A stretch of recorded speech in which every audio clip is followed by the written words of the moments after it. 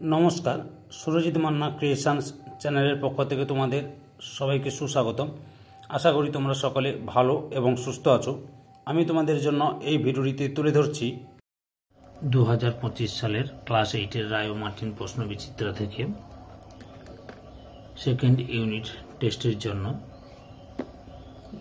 বাংলা বিষয়ের একশের প্রশ্নপত্রের সম্পূর্ণ সমাধান করছি। তার আগে তোমাদের কাছে অনুরোধ, তোমরা ভিডিওটি না টেনে পুরোটা দেখো। ভিডিওটি কেমন লাগলো কমেন্ট করে জানিও, ভিডিওটি লাইক দাও এবং শেয়ার করো এবং চ্যানেলটিকে সাবস্ক্রাইব করে চ্যানেলের পাশে থাকো, কারণ তোমরা আমার এই চ্যানেলের মাধ্যমে ক্লাস 8-এর রায় ও মার্টিন প্রশ্ন বিচিত্রা থেকে সেকেন্ড ইউনিট টেস্টের জন্য বাংলা, সায়েন্স তথা পরিবেশ ও বিজ্ঞান, ভূগোল, ইতিহাস এই চারটি বিষয়ের সমাধান হবে। অলরেডি আমি তোমাদের সামনে তুলে ধরেছি ভূগোল এবং ইতিহাসের সবগুলো সেট, এবং পরিবেশ বিজ্ঞান ও বাংলা আলোচনা করছি পরপর। তোমরা ওই আগের ভিডিওগুলো দেখতে চাইলে আমার চ্যানেলের প্লেলিস্টে গিয়ে দেখে নাও, নাহলে এই ভিডিও ডিসক্রিপশনে তার লিঙ্ক দেওয়া আছে, ওখানে ক্লিক করে শুনতে পারো।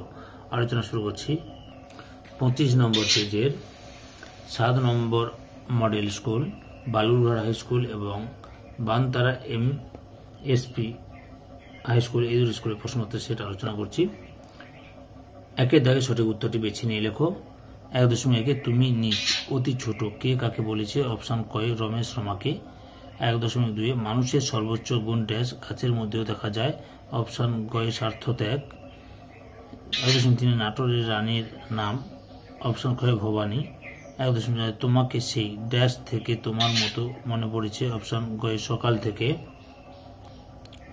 1.5 ছন্ন ছাড়া কবিতার যে কবির লেখা? এটা অপশন কয় অচিন্ত কুমার গুপ্ত। 1.4 রাস্তায় দুর্ঘটনার শিকার হয়েছিলেন? এক। অপশন ক্ষয় ভিকিরি।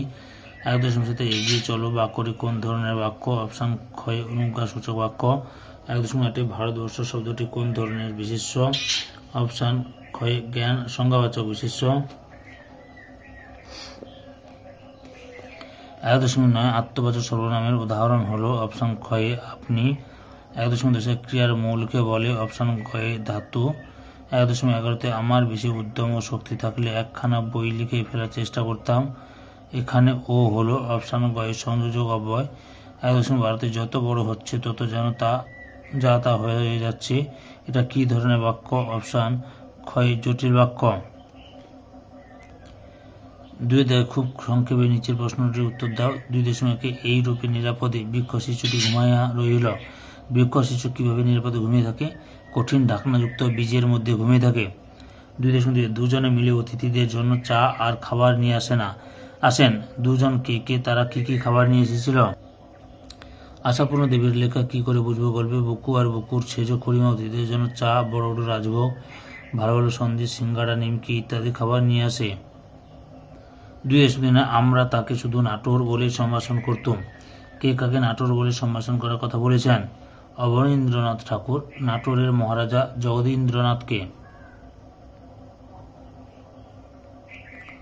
তারপরে 2.4 বুকু কোন স্কুলে ভর্তি হয়েছিল? আদর্শ শিক্ষা প্রতিষ্ঠানে। 2.4 বুক 2.5 তার কথাই কেবলই সুধাই রে হাওয়া, কার কথা সুধায়? তাল গাছের। অথবা নিঃশ্বাস কেমন করে বয়ে যায়? উত্তরটি লক্ষ্য করো। নিঃশ্বাস সারা দিন রাত ধরে বুক চাপার কান্নায় উত্তাল ও অস্থিরভাবে বয়ে চলে। নিঃশ্বাস সারা দিন রাত ধরে বুক চাপার কান্নায় উত্তাল ও অস্থিরভাবে বয়ে চলে। 2.6 ঘরে বাইরে উদাহরণ যা আছে কেমন উদাহরণ আছে? এই প্রশ্নের উত্তরটি তোমরা ছন্ন ছড়া থেকে একটু পাঠ হয়ে ছন্ন ছড়া থেকে একটু দেখে নিও প্লিজ। 2.7 দাঁড়াও কবিতায় দাঁড়াও শব্দটি কতবার ব্যবহৃত হয়েছে? 9 বার। 2.8 দাঁড়াও কবিতায় কবি কার কান্নার কথা বলেছেন? অসহায় দুর্ভিক্ষ অসহায় মানুষদের কান্নার কথা বলেছেন। দুর্ভিক্ষ অসহায় মানুষদের কান্নার কথা বলেছেন। অথবা বাবাকে অপু কৃপার পাত্র হিসেবে বিবেচনা করে কেন? উত্তরটি দেখে নাও। 2.9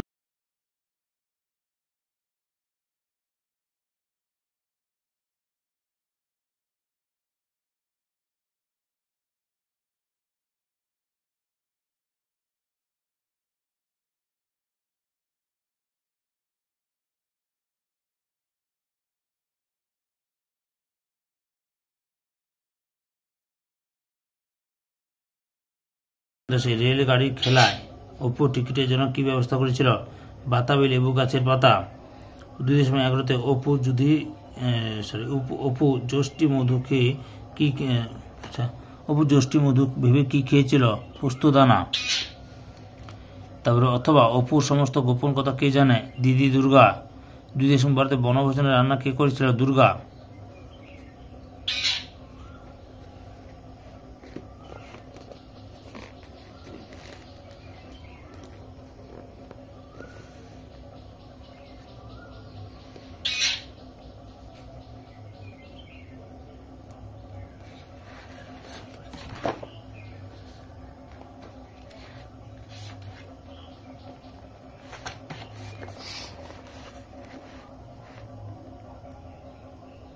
উত্তরটা তোমরা এখান থেকে শুরু করে এতটা পর্যন্ত লিখে বুঝতে পেরেছ?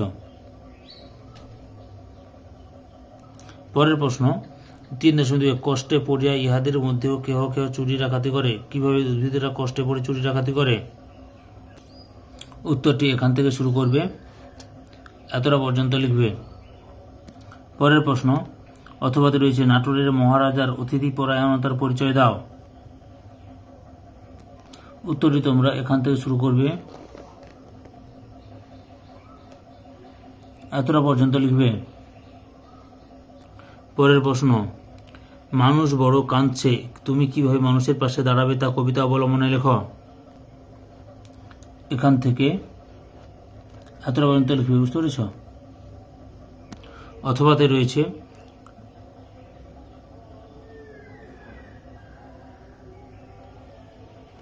ডাহুক মেয়েরা বেড়াতে আসে গানে গানে কথা কয়, ব্যাখ্যা করো।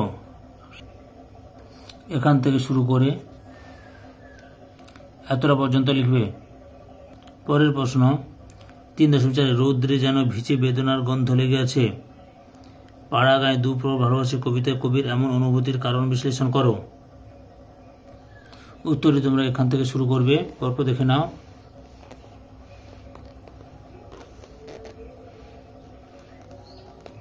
এতটা পর্যন্ত লিখবে। পরের প্রশ্ন অথবাতে পাড়া গায়ে দ্বিপ্রহরকে কবি ভালোবাসেন কেন? উত্তরটি এখান থেকে শুরু করবে, এতটা পর্যন্ত লিখবে। পরের প্রশ্ন